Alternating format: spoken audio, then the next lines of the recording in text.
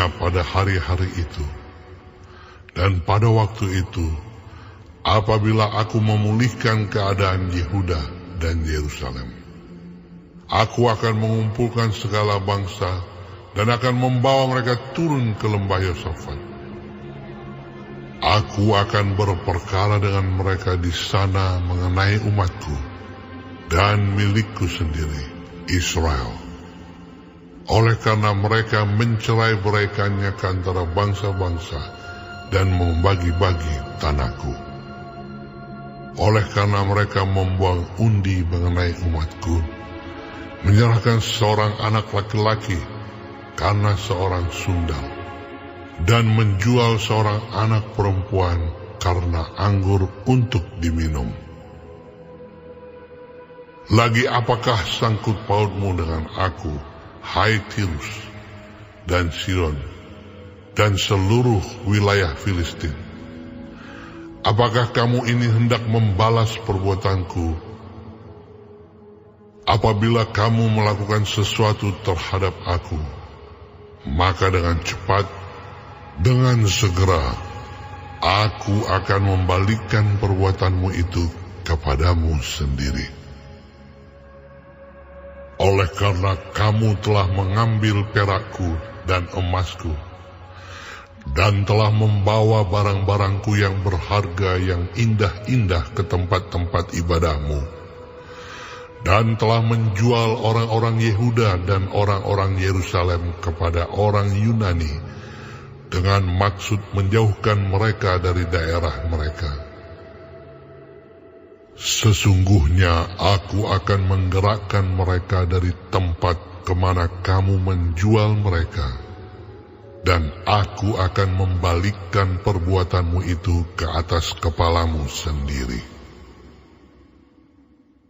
Aku akan menjual anak-anakmu laki-laki dan perempuan kepada orang-orang Yehuda, dan mereka akan menjual anak-anakmu itu kepada orang-orang Sheba, kepada suatu bangsa yang jauh, sebab Tuhan telah mengatakannya.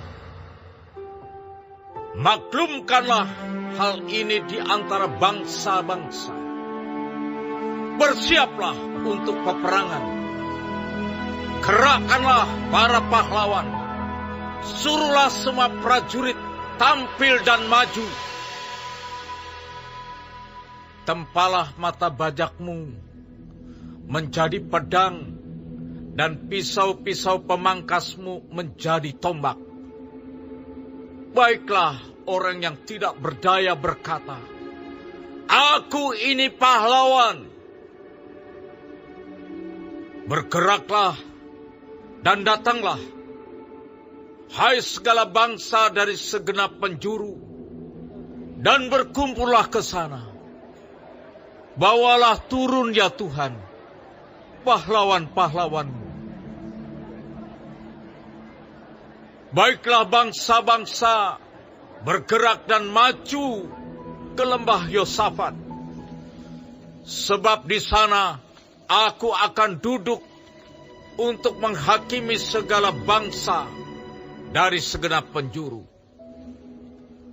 Ayunkanlah sabit, sebab sudah masak tuayan.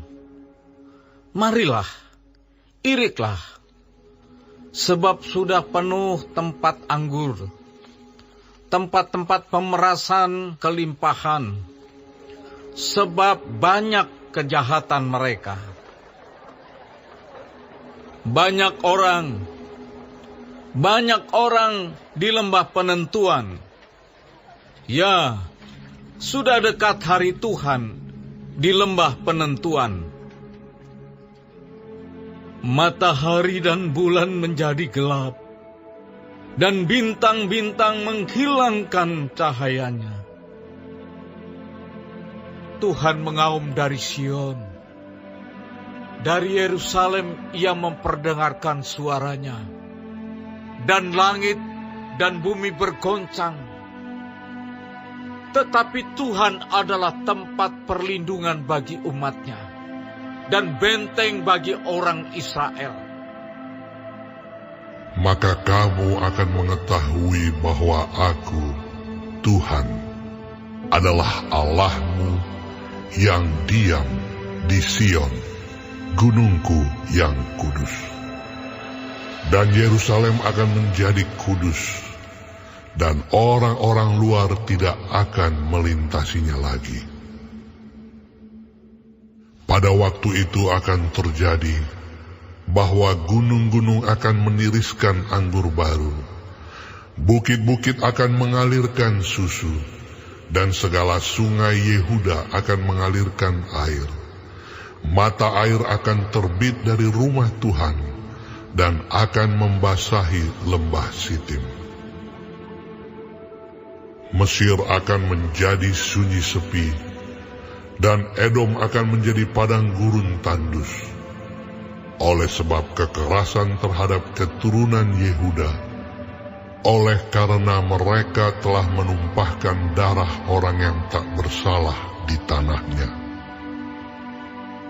Tetapi Yehuda tetap didiami untuk selama-lamanya, dan Yerusalem turun-temurun. Aku akan membalas darah mereka yang belum kubalas. Tuhan tetap diam di Sion.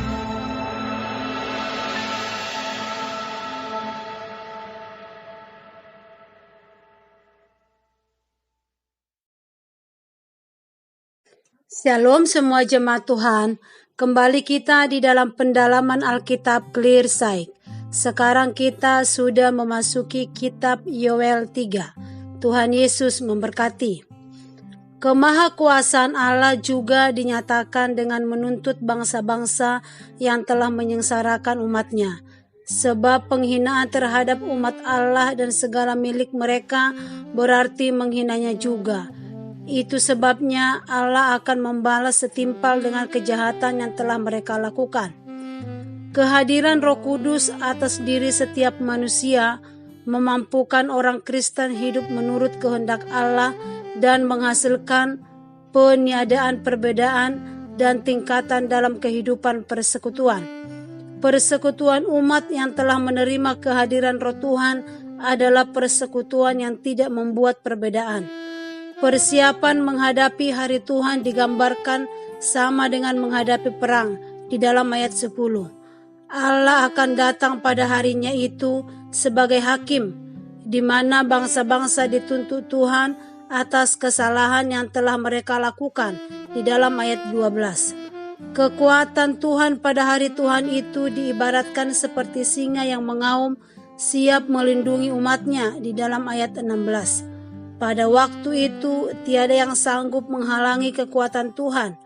Bahkan benda penerang pun menjadi tidak berguna di dalam ayat 15. Saat Allah hadir, kehidupan umatnya akan merasakan sukacita dan berkat melimpah di dalam ayat 18. Menjadi umat Allah merupakan hak istimewa karena kita berada dalam perlindungan Allah yang berkuasa. Tak ada satupun yang mampu menyentuh kita karena Dialah perisai kita. Meski pergumulan, penderitaan, penyakit, perusakan, pembunuhan, peperangan, permusuhan berdatangan seolah-olah menyerbu umat Allah, semuanya itu tidak dapat menghalangi kehadiran Allah untuk menjagai umat-Nya. Allah tidak pernah meninggalkan umat-Nya sendirian. Ia selalu hadir menyatakan kasih dan perlindungan-Nya. Berkat dan kekuatannya senantiasa tersedia bagi orang-orang yang mengandalkan Dia. Amin. Tuhan Yesus